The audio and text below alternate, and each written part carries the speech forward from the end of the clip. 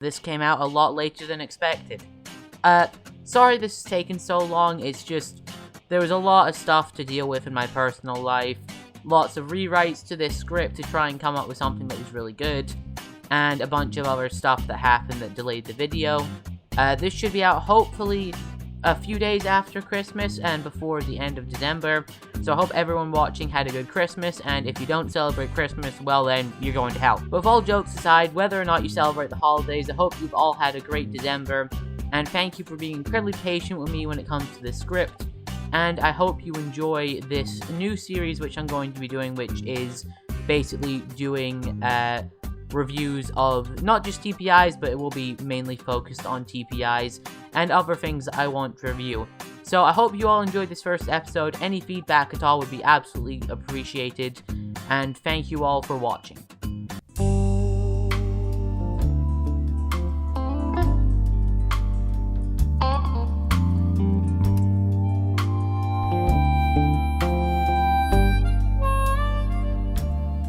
Hello one and all, and welcome to Candlelit Reviews, the show where this chandelier reviews different shows. And since my channel is mostly a TPI central channel, I thought the best way to start off this new series would be by reviewing a TPI that I have been promising to review for, well, quite a while now and a bit longer than I would have hoped for.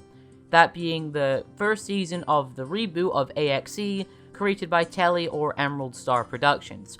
Now this series was recently concluded just this year, and as such I thought this would be a great opportunity to go over the show, what I liked about it, what I didn't like about it, and break it down into different categories explaining my thoughts. And with that being said, the first category is... AXE is one of the most unique premises out of all the Total Pokemon shows that I've ever seen, as it not only doesn't have Total Pokemon anything in the title, it also doesn't take place on an island, choosing to take place in an area called the Grand Safari Zone, which is made up of several smaller areas, such as Enigma Caverns or Jade Waterfalls. Another element that I like about this premise is that each of the smaller zones gets explored episode by episode, and we get to see a bit of everything. For example, not everything takes place in the Badlands, and not everything takes place in one area. We get to see everything. This premise does a great job at adding a level of intrigue and mystery to the situation, because as you're watching each episode, you're never sure of what area of the zone we're going to next, and how the challenge is going to complement it, or vice versa, how the area is going to complement the challenge, which always keeps you guessing and puts you on your toes, which is an element I like to see in shows where I'm always left guessing what's going to happen next. Which is why I'm really liking the Zomba arc, which is taking place currently in the Sonic IDW comic. However, while this premise is really good, there is some elements that it fails at. Another reviewer of AXE, whose video will be also linked in the description below, did point out that there's not really much expanded upon the premise besides there basically just being, oh yeah, there's the Badlands, which is deserts, or there's Jade Waterfalls, which is a series of waterfalls. The areas aren't really expanded upon aside from just being the basic elements of this part's a desert, this part's a forest, this part's a waterfall, which is something that I feel like holds it back. There's also the fact that the characters don't really go to any of the other areas unless it's for a challenge. Like, I can understand why they wouldn't want to spend their time in the desert, but most of the time they're just in the one area of the zone, and they don't really go out to explore, or don't check any of the other areas for hidden immunity idols, or maybe try and get away from prying eyes and possibly being caught out by other competitors by going to different areas of the zone. However, I do understand that these sort of things aren't really the focus of AXE, the focus is more on the challenges and the characters, so I can understand why these things weren't expanded upon too much, and this is really more of a nitpick. However, this is still something I thought would be relevant to bring up. A show's challenges can make or break a show, and thankfully for the most part, AXE's challenges are pretty good. However, some of them aren't as good as the rest of them are. If I had to pick up my two personal favorites, it'd probably be episode 4's challenge, where the contestants had to climb up a cliff while holding an egg and dodging explosives in pairs of 2, or episode 9, which had the characters crossing the Safari Zone, doing similar versions of previous challenges while trying to get to the end of the race. Both of these challenges were fairly unique and also led to some interesting character development and character interactions, having people team up that wouldn't normally team up, and honestly both were just really good challenges in general that I really just plainly enjoyed and that I thought were fun. However, the rest of the challenges I found to be either decent or a little bit underwhelming. That's mostly due to the fact that there's a lot of repetition with most of AXE's challenges. The first part of the finale challenge is essentially a slightly altered version of episode 9's challenge, except you're looking for safari balls and you're on your own. And there's also the final free challenge, where you have to stack idols of previously eliminated contestants to progress to the final part of the finale, which is once again something taken from Total Drama. With the only difference being that in Total Drama's case, it was the final 8 or the final 6, I can't remember off the top of my head, but that was still another challenge taken from Total Drama. There was also 2 challenges where you had to go and There's also 2 challenges where you were in the woods or in the wild, and you had to hunt down your other competitors and shoot them in order to be the last person standing. However, in the case where it was first introduced, it was done in However, in the first case it was used, it was done using berry shooters. And also, one team lost because they turned on their team and ended up shooting each other, which once again also happened in Total Drama. Am I saying that this makes Am I saying that this makes AXE's challenges less enjoyable or worse? No. I still think the challenges for the most part are pretty good, and while a lot of them do take heavy inspiration from Total Drama Island, I still think that they are done uniquely in some way, with there being different character interactions, some unique things that happen, for example, Venusaur and Nidoking teaming up to chase down Feraligatr in the berry shooting competition, so there are some unique stuff that make the challenges more enjoyable than simply their premise being based on Total Drama challenges. However, the fact that there are so many challenges that are either repeated or take inspiration from Total Drama heavily, it just makes them slightly less enjoyable. However, for the most part, the challenges are pretty good, as even the non-unique ones still do have a lot of stuff that keeps you entertained. Eliminations are another key aspect of any show. You need to have good eliminations to build drama, to move character arcs, to expand the story. Eliminations are incredibly important, and AXE delivers on a lot of good eliminations. I said in the past in my TPI Talk series that I think that AXE has a really good first boot, that being Cherub. While I don't like Cherub, at the very least the way it was set up was that Roserade had an equal chance to go home, same with Feraligatr, as all of them were really detrimental to the team, and it made sense for either of the 3 of them to go home, which made for a really good first boot. And even some of the more obvious boots have actually been pretty good in my opinion, such as Manectric or Roserade, as both of them, while their eliminations were obvious, their eliminations had a really big fallout and were pretty good ends to their character. But I'm going to get more into that when I get to the character section. There are a few eliminations that I wasn't the biggest fan of. An example of that being Absol's elimination is, while it does make sense for his character to be a bit too extreme, and I can see that causing his elimination, however, it just felt a little bit like Tropius needed to lose that challenge for her development, but also there needed to be some reason for her not to go home that episode, and as such, Absol needed to do what he did in order for Tropius to be safe. And I can understand that, as Tropius was a far more important character than Absol, who was just a comic relief character, but that still made the elimination feel a little bit forced in my opinion, and I just wish it was executed in some other way. Like, for example, maybe no one goes home that episode, and it was just because Infernape wanted to keep Tropius around more because she caused drama, for example. Just something else so Absol didn't feel like he was basically throwing himself under the bus to save Tropius. Another elimination I wasn't too big on was honestly Electivires, as I feel like it was a bit over-dramatic. Like, I can understand missing your boyfriend if he gets eliminated. However, Scrafty was literally going to see him in less than 24 hours, and I feel like it was far too emotional, and I feel like it was just a little bit over the top, which made it not really as impactful as I feel like it should have been. However, overall, I feel like Telly's eliminations are really good for the most part. They have a lot of drama, they're discussed about afterwards, they have impact, people discuss the eliminations in the next episode, just really good stuff with eliminations for the most part. Telly does a lot of the things right that me and Infernape Master mentioned in our TPI talk on eliminations. So overall, great job on eliminations. The cast of a show can make or break it, as if people don't enjoy the cast or find them uninteresting or boring, they're not going to stick around and give your show the second of their time. Thankfully, AXE has a really good cast, and is a cast that I love seeing, and even the more minor characters like Infernape, Haxorus, Rowlet, and Rampardos, they're all fun to see. Infernape and Haxorus are really good hosts, and they bounce off each other really well, and they have great chemistry with both themselves, Rampardos and Rowlet, and even the other contestants when they interact. And I do wish that we got to see a little bit more about them as individuals, and not just as a couple. However, that's not too important, as the hosts aren't the main focus of the show, and don't really get as much character development per se.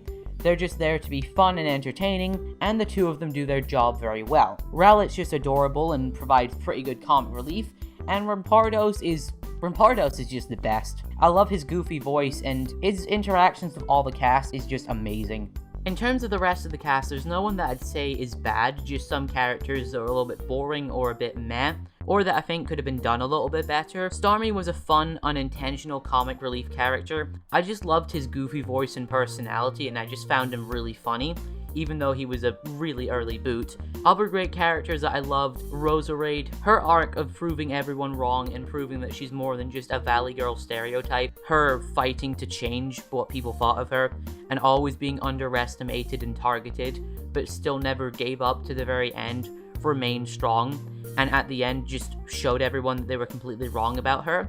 I just love seeing that, and Roserade's honestly one of my favorite Valley Girl characters in general, because Telly actually managed to take an archetype that I usually hate, but made it really enjoyable, and he's one of the few TPI writers and writers in general to ever do that. And even though she was eliminated before Roserade, Delcatty was another great example. I love fallen hero characters, and just seeing them slowly get corrupted, and seeing Delcatty go from just really nice and playing fair and square, being really supportive, and slowly becoming a lot more controlling, bossy, and playing the game in a much more cutthroat way, was just really good to see. And while I feel like it could have lasted a little bit longer, i.e. with Delcatty's progression from being super nice to being super cutthroat, could have been a little bit longer, and we could have built up it a little bit more. I still think it was decently paced and well executed, except for the part where she went a bit berserk at the end of it. I wasn't too big on that, but I'll get to that later.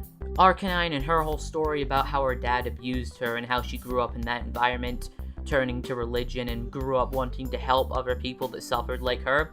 Arcanine's such a good person, and I loved her relationship with Venusaur. Not a romantic relationship, which you know if you watch the show, but just the fact that they respected each other and how they played the game.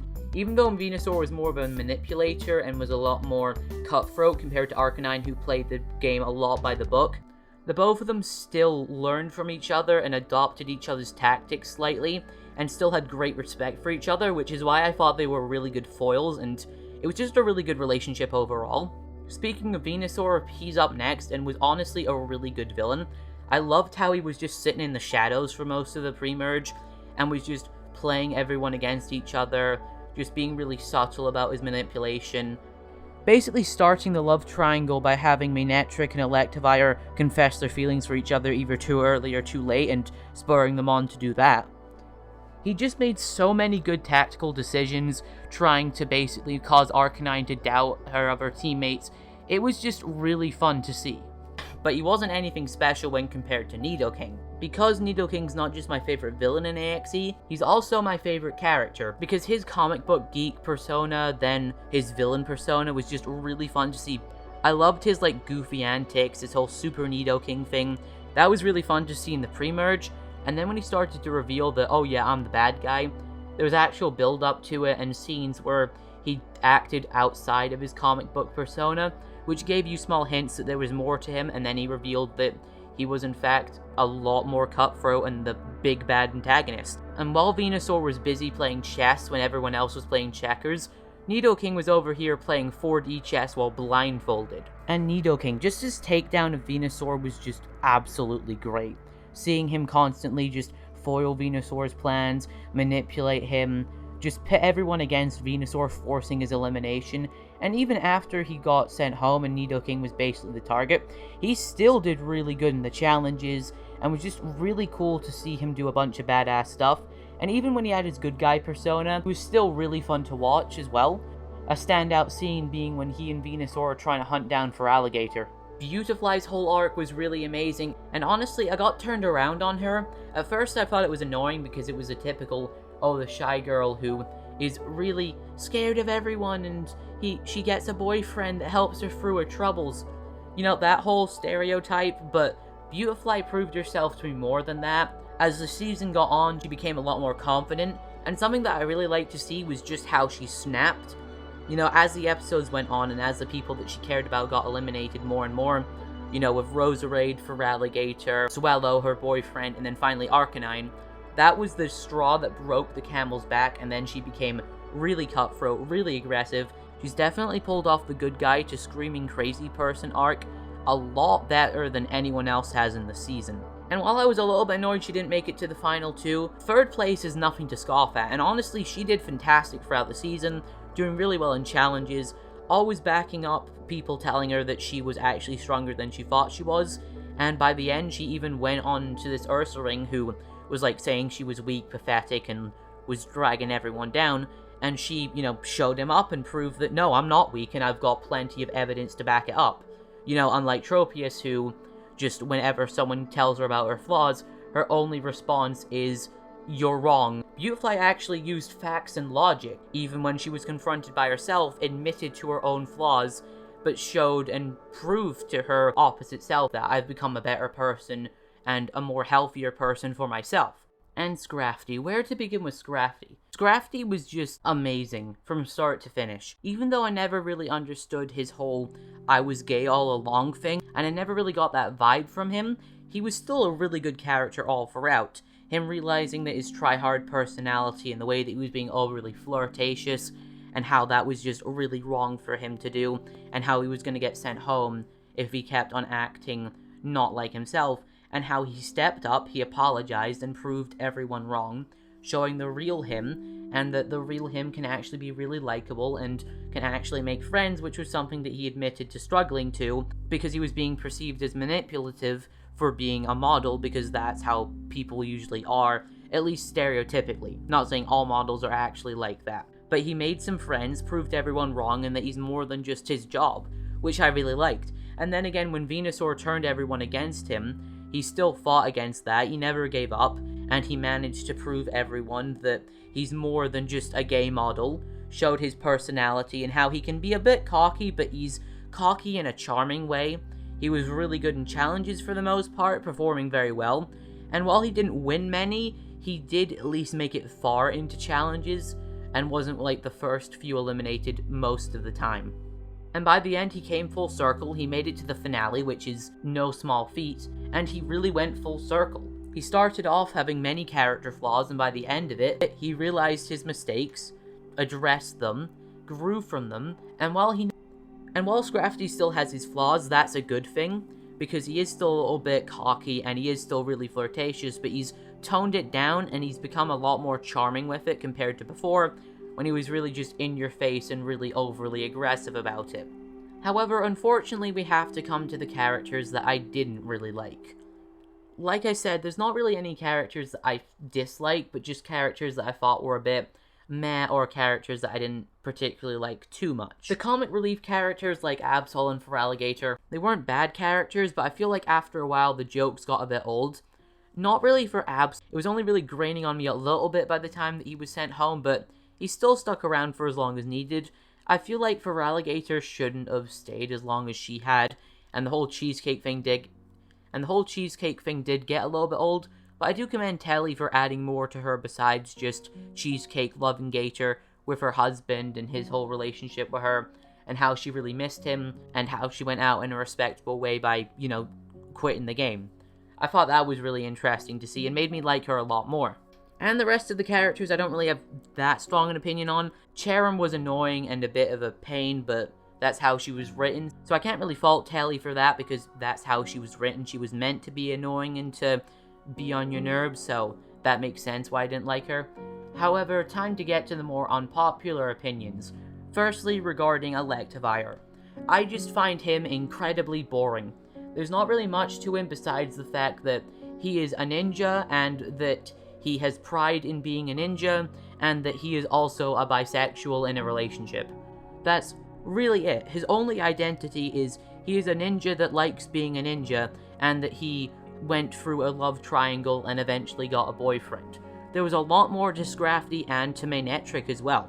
I mean, I can list a lot more personality traits and flaws to Manetric compared to Electivire, who only really ever lost challenges because he was either distracted, caught off guard, or was too busy talking to Scrafty. We don't know that much about Electivire, which is quite bad considering he made it to the finale. He was in the final 4. I mean, we never even get like a flashback to seeing his childhood, or maybe he talks more about himself.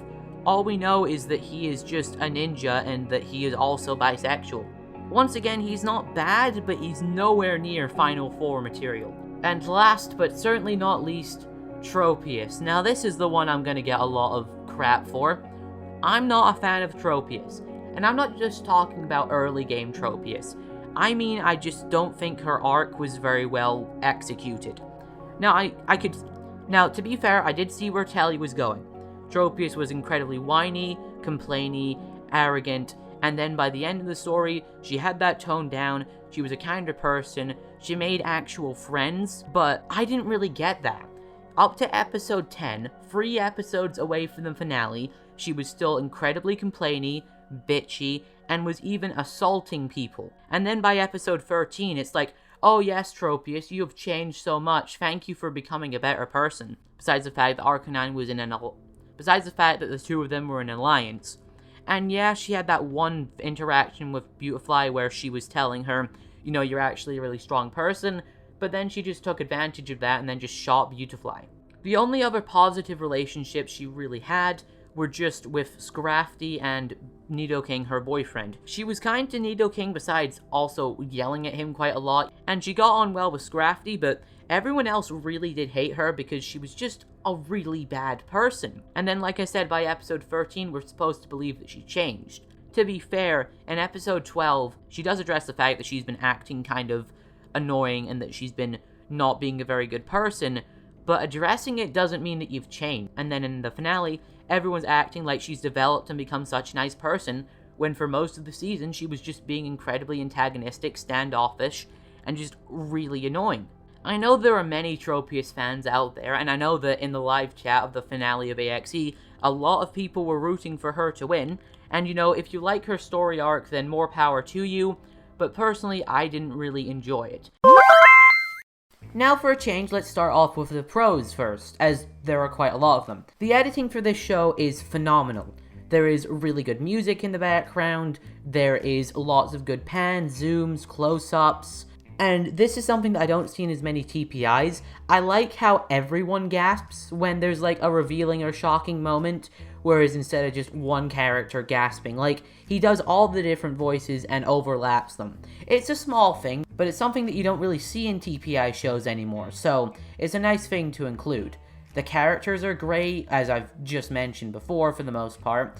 Same with the eliminations, same with the challenges. The humor is really good as well, as there are several funny moments, and while some of the comic relief characters do get a little bit stale, there are still plenty of comic relief characters that stick around for longer that are funnier, like Rampardos or Nidoking. And even though they got a little bit stale at the later parts, even the older comic relief characters like Feraligatr and Absol were funny for the brief bits that they stuck around for, so the humor was really good as well. The romance was another thing that I enjoyed. Now, while romance isn't a genre that I like too much, I have read a few more things about it to better improve my own writing of romance, and I feel like Telly did a really good job. I mean, he does have a romance show after all. It'd be pretty bad if he couldn't write a good romance. And even though there is the forbidden love triangle thing in this TPI, I do feel like it was handled okay. It didn't last too long, and it was alright for the most part, except for the fact that Electivire was pretty bland. Besides that, I feel like the romance in this show was really strong as well. However, unfortunately, now we need to touch on the negatives. Firstly, something that could be more of a nitpick or a personal preference compared to something that's actually wrong with the show. However, I would have liked to see flashbacks. You know, when we have Arcanine talk about her abuse and open up to it, we could maybe have a flashback to seeing her abuse or something like that. I'm not saying we need to go full Ruby and have Arcanine's dad, like, hit her or anything like that, but just something to show the abuse or just something to help it hit home a little bit more. You could even use it for comedy too. Imagine how fun it would be if we got to see a fake Nidoking flashback where he's like talking to Venusaur or to Tropius, and he talks about how he fights his arch nemesis in Castelia City, and we just get like a brief flashback to really hammy dialogue. That would have been super fun to see. Once again, flashbacks isn't something that's 100% needed, I just think it would be a bit beneficial if they were utilized more in the future. However, my major and biggest criticism with AXE would probably have to be the pacing of it and the runtime. Now, don't get me wrong, I do feel like several things lasted as long as it needed to be, were paced well, particularly Scrafty's character arc, his relationship with Electivire, Venusaur and Nidoking's characters, Beautifly's development. They were all paced very well and lasted for a good amount of time and felt very natural. However, other things didn't really feel like that, particularly Swellow going insane, Delcatty going insane, and Tropius' character arc basically jumping from full 10 episodes of her showing very minimum good qualities, and then after doing a few nice things by episode 13, it's all like, wow Tropius, you have changed so much. And I feel like the reason why that happened is just some things weren't given enough time. Aside from episode 1, there was an elimination every episode, and there was only 13 episodes where the Final 4 challenge, the Final 3 challenge, and the jury vote all took place in one episode, where the Final 4 challenge could have easily have been its own episode, and it could have been extended, which would have allowed for Tropius' character arc in particular to get some more development with her being a kinder person, instead of it feeling a bit unnatural, where everyone's talking about how much she's changed, where she's really not shown it. As if you go back to as soon as episode 10, she's still assaulting people, beating them up, complaining and screaming.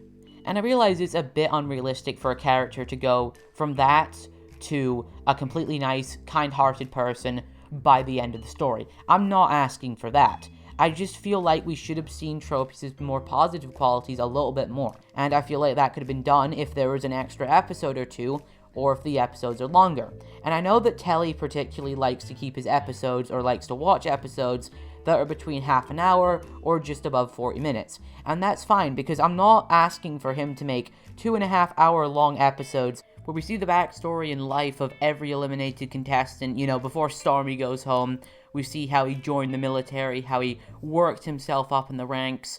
We see his relationship with his girlfriend. No, I'm not asking for any of that, because that would be unrealistic. What I am saying, though, is I just feel like if there was a little bit more time to an episode, I wouldn't even have half the issues I had with the show if there was just longer episodes and maybe an extra episode or two to flesh out some more characters. So in summary, Telly's AXE TPI is a fantastic TPI. While it has a few issues, that's really minimum compared to the amount of positives there is. There's fantastic editing, music, storytelling, characters. There's so many good points about this TPI that I would definitely recommend it to anyone that likes the genre, or anyone that likes reality shows in general. It's been really fun rewatching the show and seeing how my opinions have differed on different characters and different plot elements as well, and me realizing things that I never really think about that much when first watching the show. So Telly, thank you for providing me with a fantastic season to watch, and I know that your season 2 will be even better. So with that being said, I hope you all enjoyed the first episode of Candlelit Reviews, and please leave a suggestion of another show you'd like to see me review down in the comments below. However, my rules for making suggestions are, please only suggest shows that are completed, so shows like Abandoned or The Island Strikes Back won't be eligible, at least for now. That being said, thank you all for watching, and I will see you all in the next video.